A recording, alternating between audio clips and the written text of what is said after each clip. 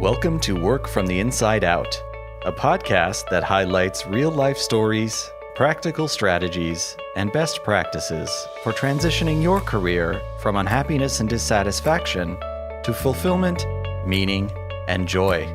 Now here is your host, career and executive coach, Tammy Guler-Loeb. Hey, everybody.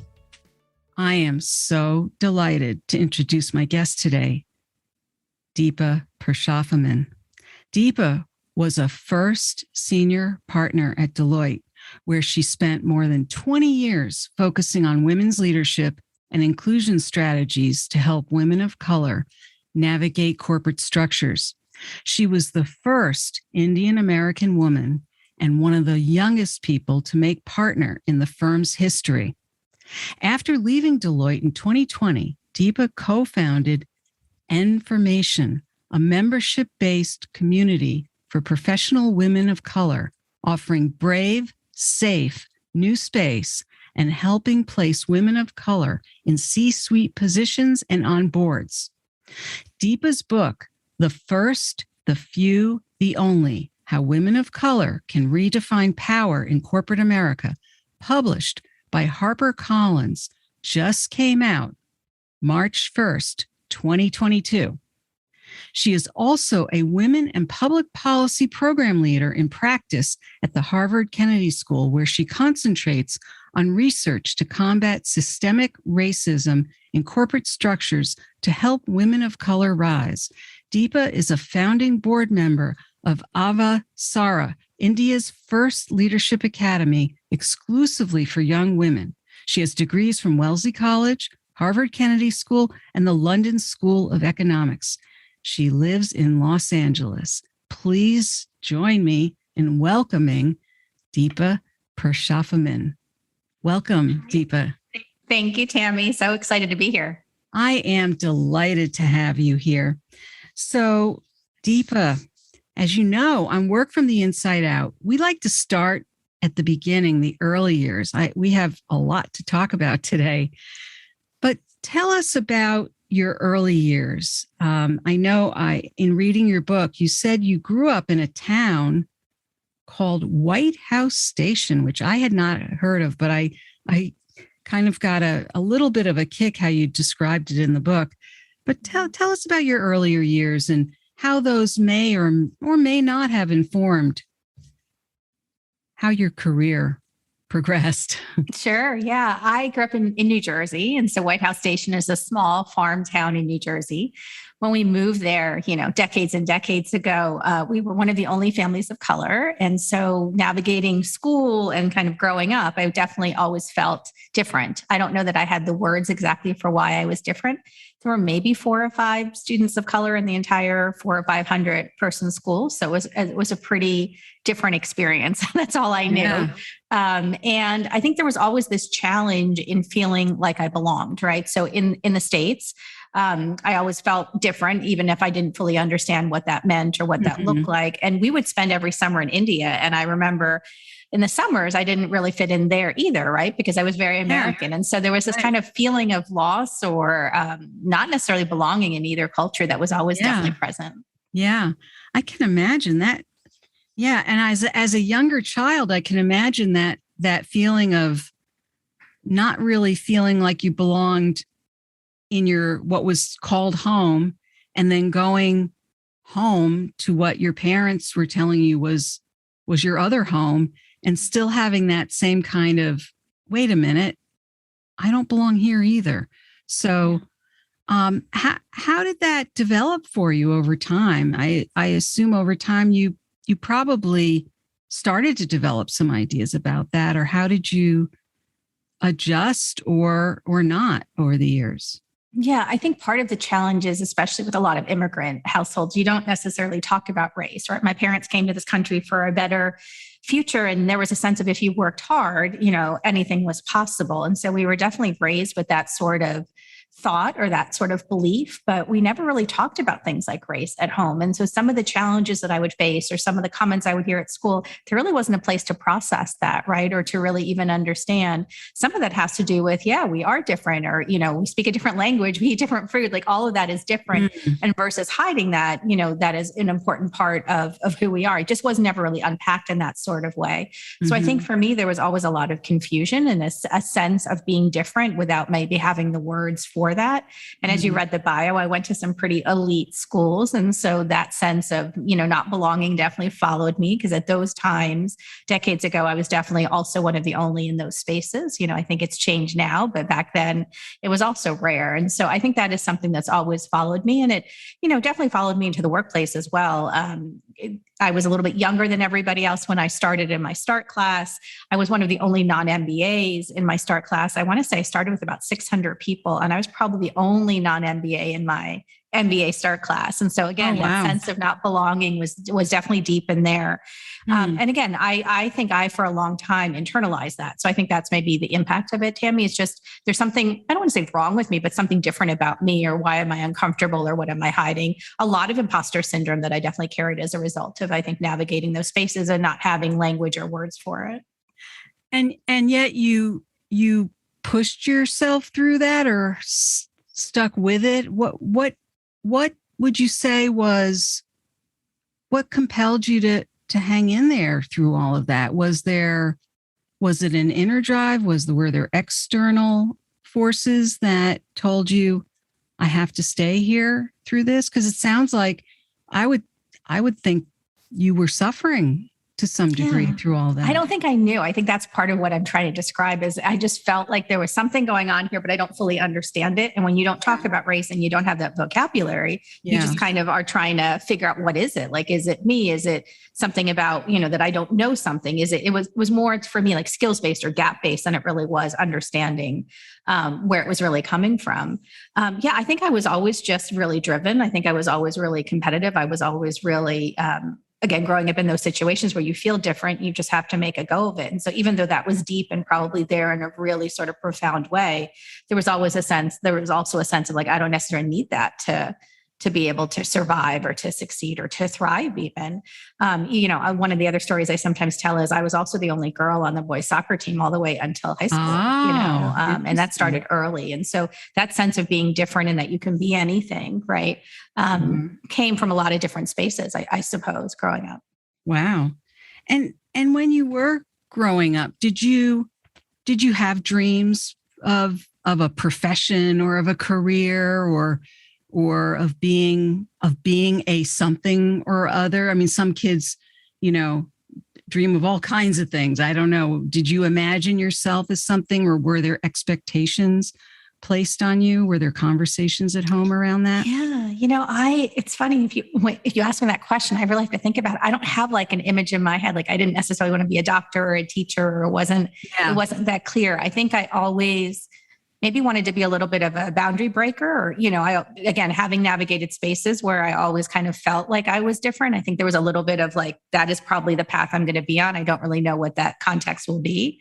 But I did not, I think what was clear to me earlier when I was younger is I definitely had an interest in politics, probably more behind the scenes than running for office. And so that's really the first space that I entered and I got involved with. I went to Deloitte and ended up there for 21 years, but not because I thought I was going to be a thoughtful career. I was going for a year or two of private sector experience. And then my plan was to go back to politics. And I just happened to do well and rose and was learning skills and ended up staying for 2 decades longer than I had planned. So it wasn't really, again, like a thoughtful sort of, I'm going to go into business and this is what I'm going to do. It was really just a skills-based. It's really important to kind of have that private sector credential. Right. And, that's interesting. Yeah. Well, take us back for a moment though. So you went to Wellesley, studied. So when you went to Wellesley, you were already interested in politics at that point? I was. The entire time I was in undergrad, I interned, whether that was, evenings and after hours or during the day. I kind of made my classes work. And my junior year, I actually went to Georgetown for a year. And so I worked in DC at the State Department, at the White House. I was really clear that's what I wanted to do when I was younger. Wow. Until I didn't. So. And then after graduation, you continued on that path?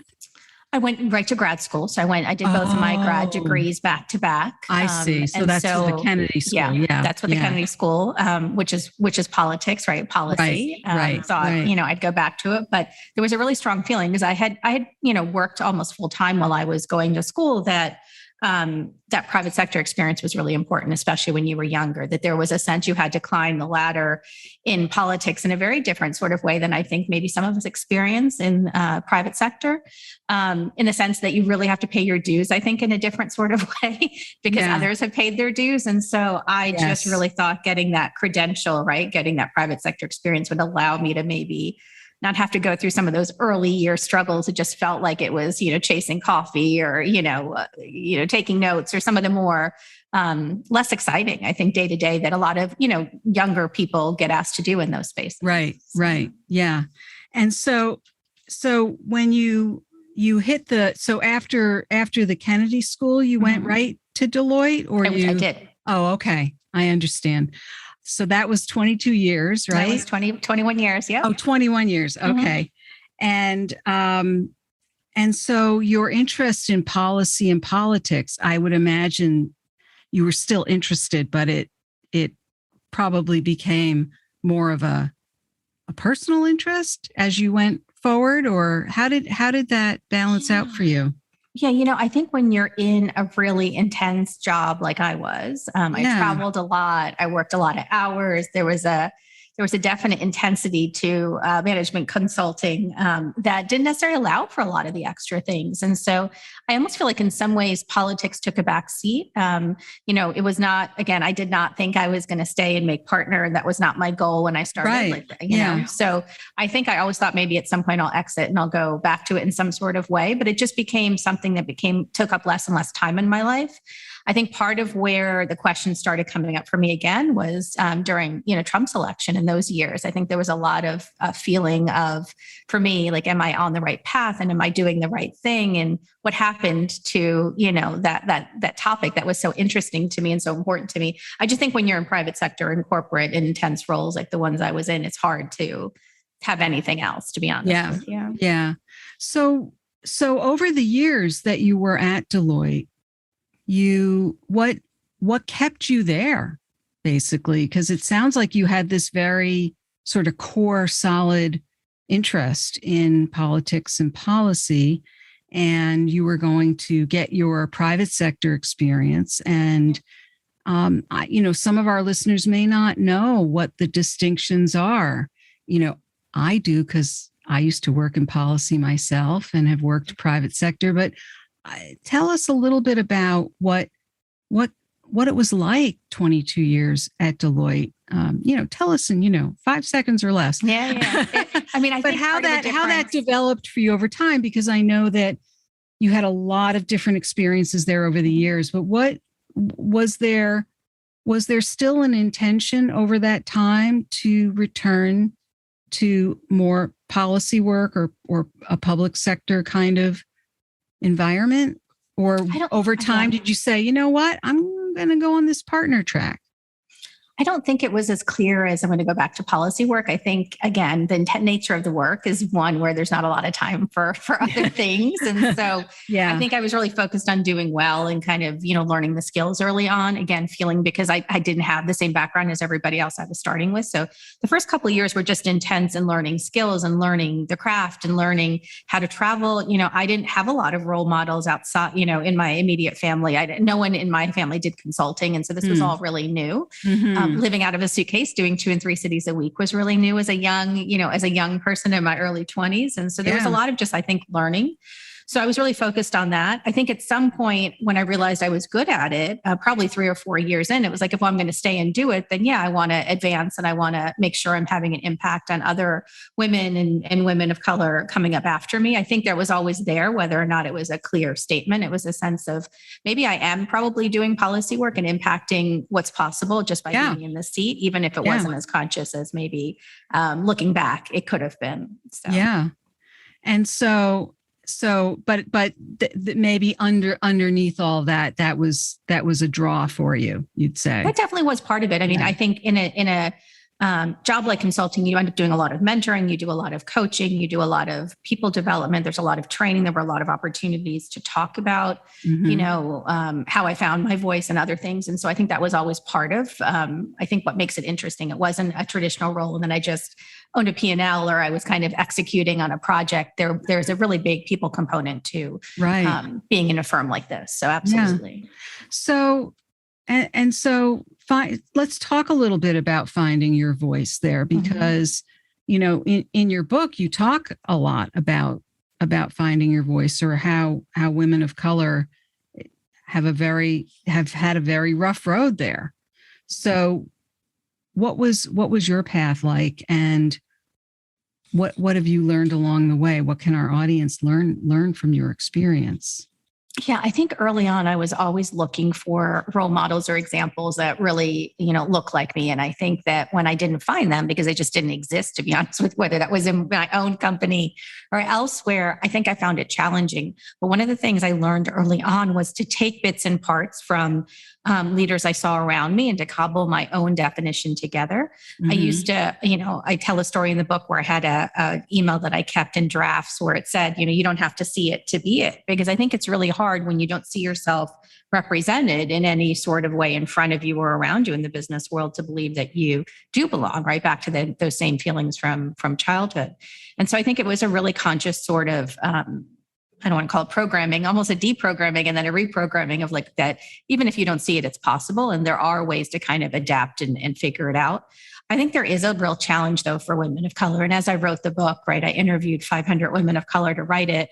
I think a lot of us, when we don't see those role models, don't necessarily know what leadership looks like for us. And so there is a sense of conforming. There is a sense of trying to mimic or to make yourself fit into the structures that you're around. And so there is a lot of loss of voice. And so I think I always had mine in some ways, even if it wasn't as strong as it is now, because I never thought I was going to be there forever. I think maybe that's where the strength of my conviction came from, because of that, knowing that, the private sector and Deloitte wasn't going to be where I spent, I thought, 20 years. I think I always was very comfortable speaking my mind and talking about what I wanted to talk about. Interesting. Yeah. That's a really good point. Not having that expectation or even a sense of, I think some people with employers, they are so busy trying to depend on the employer and wanting to please the employer that they feel like they're always trying to say or do the right thing. And it sounds like, since you didn't have that expectation, not that you were trying to offend people along the way necessarily, but you didn't have that expectation. So there was a part of you that was going to use your voice in different ways without being concerned that it was going to be the party line, so to speak. It sounds like. I think that's true. I think again, because I didn't feel like I was going to be there forever. I felt a little bit more like a risk taker. I also think I was a little bit younger than everybody else, and that continued all the way into the partnership. I was single for a lot of my rise. And so that was also something that was really different, I think, compared to some others around me. And those were real big concerns for me. So I constantly talked about making sure that, the job worked with my life, and, where was I going to meet somebody, and all these other pressures that I felt, especially, feeling like time was passing and it was hard to just make time to have a personal life. And so those were things I was always vocal about. And I think those things kind of opened up space to really, for me to have points of view and have voice on topics that I think not everybody talked about. So it was less about race, I think, and less about gender, and maybe more about these concerns I had as a single person navigating these structures that don't allow a lot of time for, That's interesting. Finding personal time. Yeah. I was thinking about in the book, early in the book, you talk about the delusions that hold us back. Can you talk about that a little bit? Because it seems like there's a lot of things that many of us do, and that hold us back when we'd like to grow, we'd like to move forward, but we don't necessarily see ourselves, as you said, fitting in, right? And I don't want to globalize this too much, as if we're talking about all of us. Your book focuses very, very clearly on women of color in corporate, in it's not just corporate America. It could be global corporations. And so there's a number of things that, although I will say as a white woman, there are a number of things that resonated with me, of course. But I want to look through the lens of a woman of color to understand. And I thought some of the stories you told were just I just can only imagine sitting in your seat and being on the receiving end of some of these things. But I'm curious about some of these. I mean, the first one even being, we can't find you. And you talk about, even just having opportunities and thinking, why can't they find you? Yeah. So I open the book. The first chapter is about 10 delusions that we have been taught about workplaces, right? I call it corporate America, but now having had enough conversations with people, they're probably workplaces. And they're things that we have been taught about how the workplace operates that I think we have all been told to believe. And part of what I'm asking us to really look at is, where do those beliefs come from? And are those beliefs things we have to hold on to? So the first one that you mentioned is the pipeline, right? So there's a lot of conversations that executives will share with me or leaders will have with the HR departments and they'll say, like, we want women of color, but we can't find them, or we want people of color, but you're so hard to find. And part of what the research shows is that we tend to favor people that look like us, whether that is in our hiring practices or whether that's even in our LinkedIn networks. And so when we say we can't find you, part of why you can't find us is because your network is white, right? Your network is, again, people that are very much like you. And so we almost need to break the recruiting process. And it's not a question of not existing. It's a question of not being able to find. And so I go through, 9 other examples like that, right. Of these kind of delusions that we've been taught, a big one being, that there is limited space at the table, the zero sum game. So a lot of us, I think, end up in competition with each other, or in situations where we believe, we're competing. Like Tammy, if there's one seat at the table, usually for a woman, a lot of women will tell me this, there's one seat at the table for a woman. And so, inevitably you and I are competing for it. But who taught us that? And where did it come from that there is one seat for a woman, right? That might be the unconscious sort of bias that we have or the belief we have. But if you really unpack that, like, where did that actually come from? And so I kind of go through these ideas and these questions, and that there is actually a setup to the system that we need to understand, and that there's an architecture to it that makes it work in the way that it works. And that we're probably at a point where it's worth asking, especially after the last few years, like, who is it working for? And, are we ready to really question some of those underlying or underpinning delusions? Right. Well, I hope that people are ready to question those and to, as you say, rebuild some of those existing structures, because they need to be rebuilt, because the world is a changing place. And I'd like to think that there's room for that richness. We have to have a broader landscape and a broader perspective. There's no doubt about it. So I also really appreciated the metaphor. It sounded sort of simple, but I loved it, to redesign the airplane so it works for everyone. Can you tell us about that? So I opened chapter 1 with a story. I sat down with Renee Myers, and she is the VP of Inclusion at Netflix and a good friend. And, I thought we were going to talk about inclusion in workplaces. And as we were talking, she started talking about airplane design. And she said when her children were younger, as a mom, she used to really struggle with the fact that the stowage, like the rolly board storage, is above, our heads. And that when she was, when her kids were little, like whenever there was turbulence and she flew with them, she would really get stressed out about the fact that the door might open and the luggage would fall on their head. And I jumped in right away because I don't have children, but I am 5'1". And so the process of getting my luggage overhead is a real struggle for me. And I literally did 2 cities last week on the book tour. And I had this exact, conversation in my head. And what is interesting is I was sharing with her, I start to think about, why did I pack so much? Did I wear the right shoes to be able to lift these, all these things about my own deficiencies. And it was such an interesting conversation with her because here we are, two women of color, and the things we worry about are fundamentally different. I also think my issue on putting my suitcase above head is something that I feel 15 minutes before I get on the airplane. Like I already am worrying about it. And it's something that I worry about 15 minutes before I get off the airplane. And that sense of not belonging, back to our initial conversation, is there and deep within a couple of minutes of entering the cabin. Yeah. And if you think about it, someone who's 5'10", let's just say a man sitting next to me is 5'10" or taller, is probably not even thinking about those things. I know because I've now had the conversation with many of them. Yeah. And so it's a great example about how, moms and maybe, shorter people were not considered in airplane design. And I ended up doing the research, and airplanes, when they were designed, that stowage was designed, only 2 to 3% of designers were women. And so it makes sense that something was missed in the design. Right. And I liken that to workplaces because that sense of not belonging happens really quickly, happens really fast, almost like as soon as you get on the airplane. And so I love that analogy because it's something that people can get their head around. It's something that really resonates with people. And so, that's what that story is saying, is that if we're all not at the table talking about it, then there are things that are going to be missed. And that's what's happened in the workplace. We weren't there. So I just think fundamental things are missed for what will work for women of color.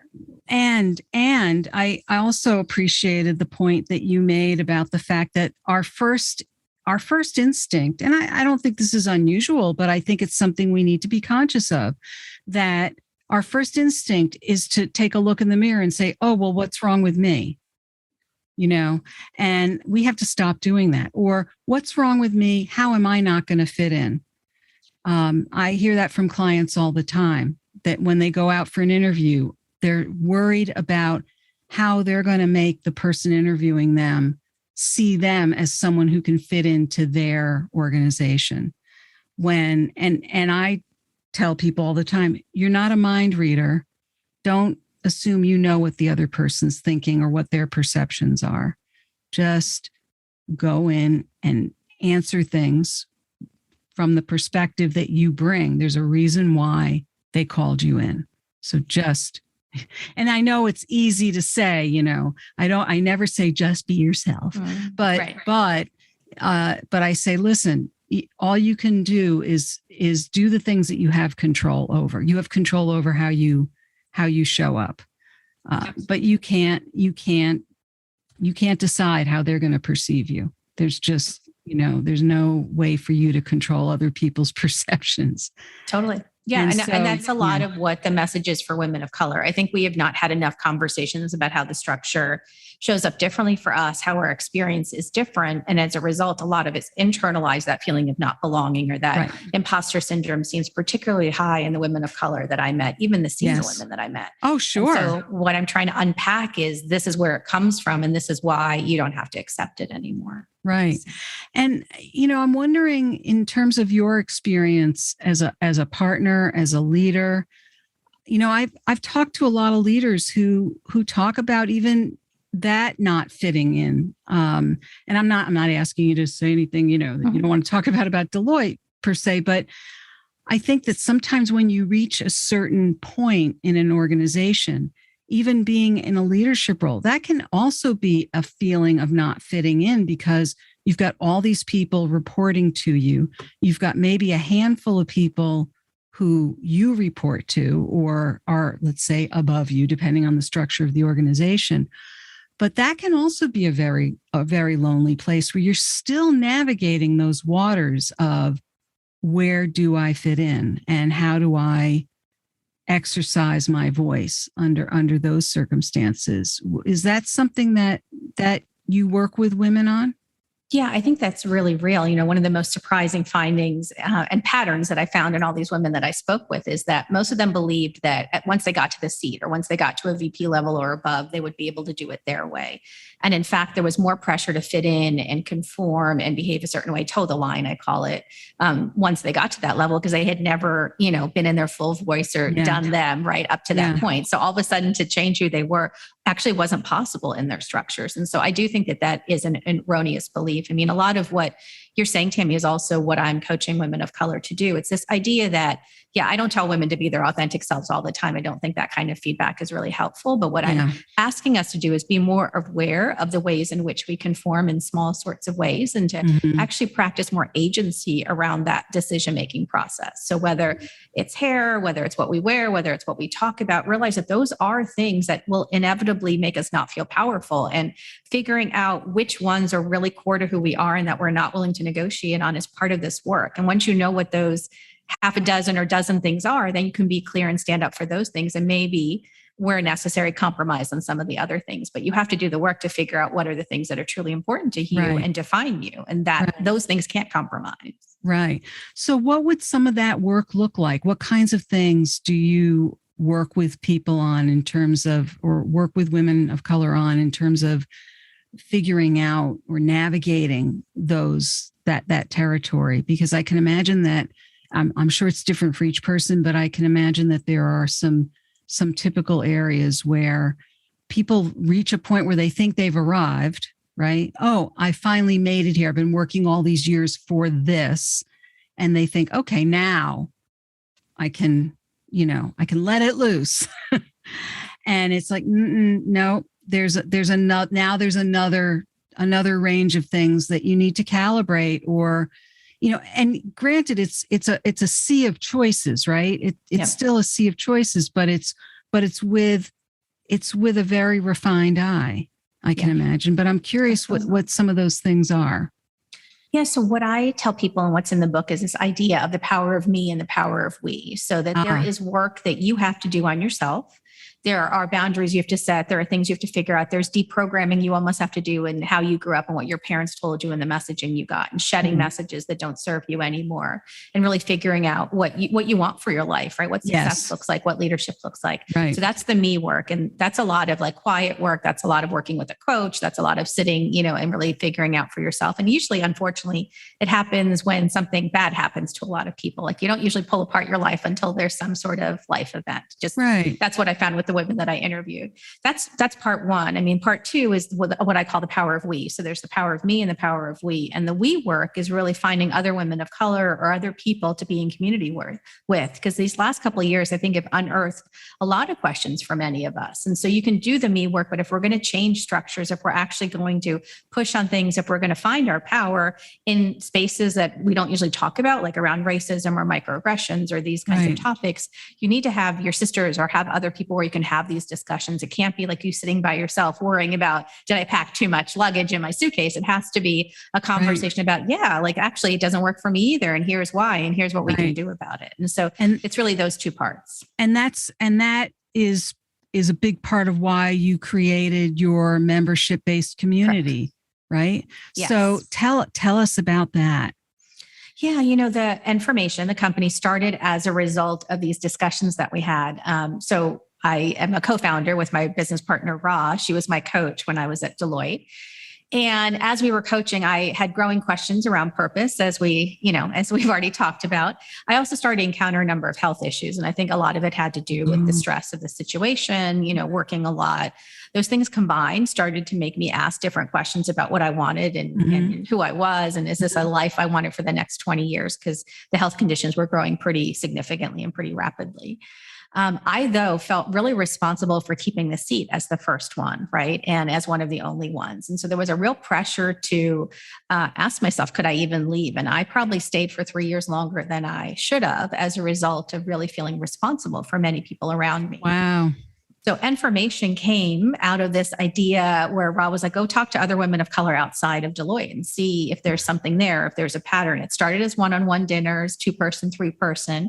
And then at one point, a few years ago, Ron and I ended up doing a dozen dinners across the country with 20 or 30 women of color each. So I ended up meeting 300 senior women of color. These were not women that we knew. We just kind of cold called or over LinkedIn. We're doing a dinner in New York. Do you want to come? Like, very informal.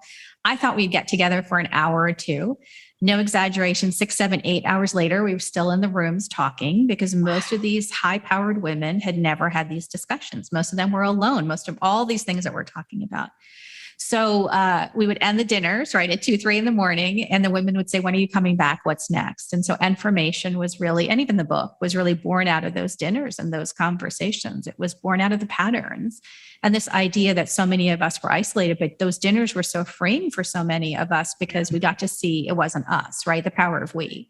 Right. And so that's really how the company came about. It took us a couple of years. Obviously, COVID happened. And so the entire business model changed and what we wanted to do and all of that. It's all virtual now. And we'll see if it stays in that format as things continue to get better. But it was really this attempt at trying to create community that was so special in those dinners.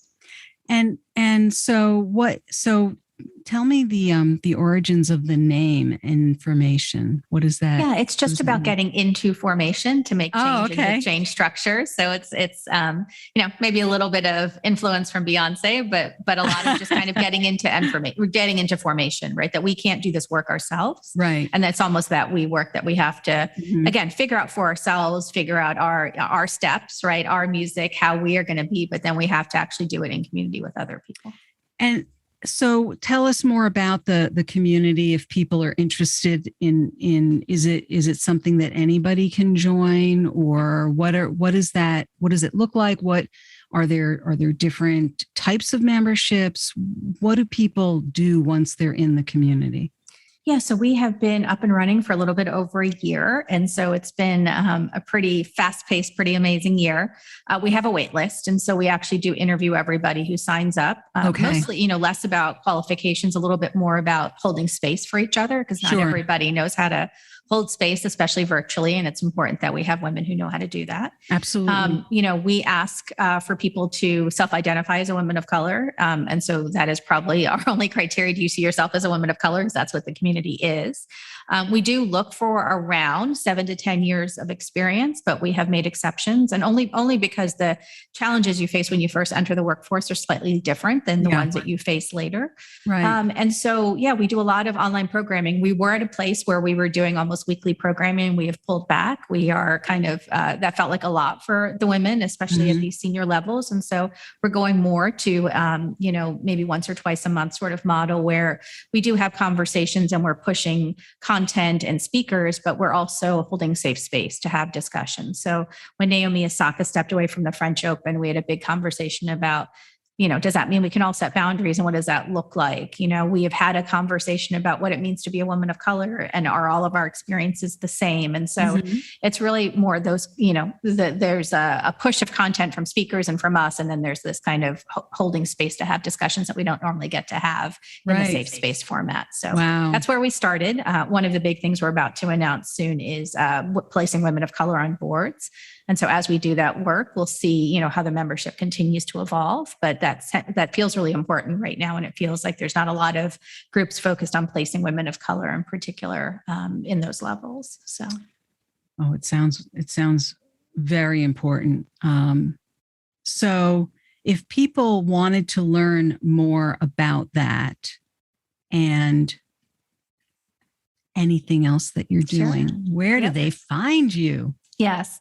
My website's probably the best place to go. So Deepa Puru, so DeepaPuru.com. Okay. We have information about the book and all the places I'm speaking, but also about information there. And so there are links to kind of get you onto the wait list and all the rest of it. So, well, and all of that will be in the show notes as well. Is there anything else coming up that people should be aware of? I think just like I said, this board initiative is something we're about to announce in the next, 30, 60 days. We kind of did a soft announcement about it last week. And so you'll see more in that space. That's probably our next big thing. We also just did a symposium called Power Redefined for information, where we brought together speakers. And so that information is also something we'll start to drip a little bit on social, but that was also a big lift for us. So I think we've just done a couple of big things. And so we're going to take a moment and I think we'll focus on the 100 women that we're trying to place on boards and that initiative next. So. Yes. And how many members do you have in formation now? Yeah, so we had a few thousand sign up on the wait list, and we have actually tried to keep it to a 200 person founding member group and then figure out how we kind of make the model work from there. So, Wow. These are some really good problems to have. Yes, love it. Yes. So one final question, Deepa. So, given that the podcast, we talk about work from the inside out, career transitions, and clearly everything you're up to is all about work from the inside out because it's all about where you're coming from, right? Absolutely. If you were to make a key recommendation to somebody about the next move they want to make, then they're contemplating what's next for them, what might be a key piece of advice that you might offer them about making their next move? I think my advice is that we all have power, that we are all powerful, even in moments where we don't feel like we are. And it's really important to make decisions, to make moves from that space of knowing that you have choices, even if it doesn't feel like it in the moment. So do the work to get to a place where you are coming from a mindset of abundance, right? And possibility versus kind of a deficit mindset. Because I think sometimes when we make moves or make choices or find a new job, when we're in that headspace, it's more of the same versus a new paradigm and a new possibility. So I think my advice is we all have power and anything is possible if we believe that. Well, I would totally agree with that. Deepa, thank you so much for being here today. This has been a wonderful conversation. I just can't recommend enough that people read your book. I don't care what color you are, you should read this book because it really does. I think it's something that everybody should be thinking about. And I think it's beautifully written, and I think it would give all of us a place to start from, that we really do need to be starting from, because some of us haven't been there yet. So, Deepa, thank you again. Thank you. Thank you for having me. I hope you enjoyed my interview with Deepa Purushothaman. It was so interesting to speak with her and learn about her background, her new book, and her community serving women of color. Information. What is your key takeaway from our interview?